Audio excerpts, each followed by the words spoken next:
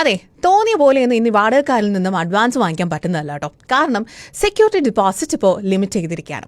നിങ്ങൾ വാടകയ്ക്ക് താമസിക്കുന്നവരാണോ അല്ലെങ്കിൽ വാടകയ്ക്ക് വീട് കൊടുക്കുന്നവരാണോ എങ്കിൽ നിങ്ങൾക്ക് വേണ്ടിയിട്ടാണ് ഈ ഒരു video. New rent agreement rule എത്തിയിരിക്കുകയാണ്. ഇത് പ്രകാരമുള്ള കുറച്ച് ഹൈലൈറ്റ്സ് ഞാൻ പറയട്ടെ. മുമ്പൊക്കെ ആണെങ്കിൽ വീട് നോക്കാൻ പോകുമ്പോൾ നമുക്ക് ഏറ്റവും വലിയ ടെൻഷൻ അഡ്വാൻസ് എത്ര കൊടുക്കണം എന്ന കാര്യത്തിലായിരുന്നു. തോന്നിയ പോലെയൊക്കെയാണ് നമ്മളിന്ന് വാങ്ങിക്കുന്നതല്ലേ. 50,000 രൂപ 60,000 രൂപയൊക്കെ വേണം സെക്യൂരിറ്റി ഡിപ്പോസിറ്റ് എന്ന് പറയും. പക്ഷേ ഇനി മുതൽ അതൊന്നും നടപ്പുള്ള കാര്യമല്ല കേട്ടോ. റെസിഡൻഷ്യൽ പ്രോപ്പർട്ടീസ് ആണെങ്കിൽ 2 മാസത്തെ വാടകയായിരിക്കണം സെക്യൂരിറ്റി ഡെപ്പോസിറ്റ് ആയിട്ട് വാങ്ങിക്കേണ്ടത്. അതിനി കൊമേഴ്ഷ്യൽ പ്രോപ്പർട്ടീസ് ആണെങ്കിൽ അപ് ടു 6 മന്ത്സ് 6 മാസത്തെ റെന്റ് മാത്രമേ സെക്യൂരിറ്റി ഡെപ്പോസിറ്റ് ആയിട്ട് വാങ്ങിക്കാൻ പറ്റുള്ളൂ. അതാണ് ഏറ്റവും വലിയ ഹൈലൈറ്റ്.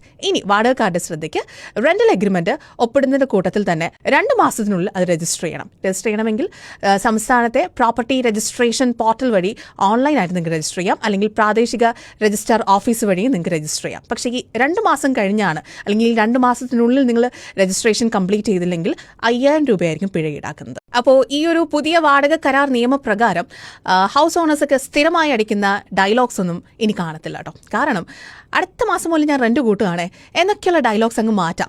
വാടകക്കാരോട് 90 ദിവസത്തെ, അതും രേഖാമൂലമുള്ള മുന്നറിയിപ്പ് നൽകിയാൽ മാത്രമേ റെന്റ് കൂട്ടാൻ പറ്റുള്ളൂ. അടുത്ത ആഴ്ച മോള് ഹസ്ബൻഡ് നാട്ടിലേക്ക് വരികയാണ്, സോ വെക്കേറ്റ് ചെയ്യണം എന്ന ഡയലോഗ്സും ഇനി പറ്റത്തില്ല.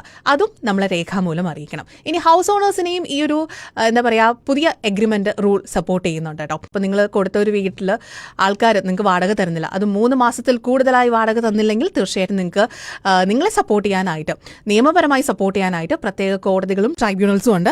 നിങ്ങൾ നിയമപരമായി പോവുകയാണെങ്കിൽ 60 ദിവസത്തിനുള്ളിൽ തന്നെ പ്രശ്നം പരിഹരിച്ച് തരുന്നതുമായിരിക്കും. അതാണ് ഈ ഒരു പുതിയ റൂളിലൊക്കെ പറയുന്നത് കേട്ടോ. അപ്പോൾ ഇത് കാണുന്ന ആൾക്കാർ, വാടകയ്ക്ക് താമസിക്കുന്ന നിങ്ങളുടെ സുഹൃത്തുക്കളുണ്ടെങ്കിൽ, വാടകയ്ക്ക് വീടുകളൊക്കെ കൊടുക്കുന്ന നിങ്ങളുടെ സുഹൃത്തുക്കൾ, ഫാമിലിയൊക്കെ ഉണ്ടെങ്കിൽ അവർക്ക് ഈ വീഡിയോ ഷെയർ ചെയ്ത് കൊടുക്കാം. Thank you.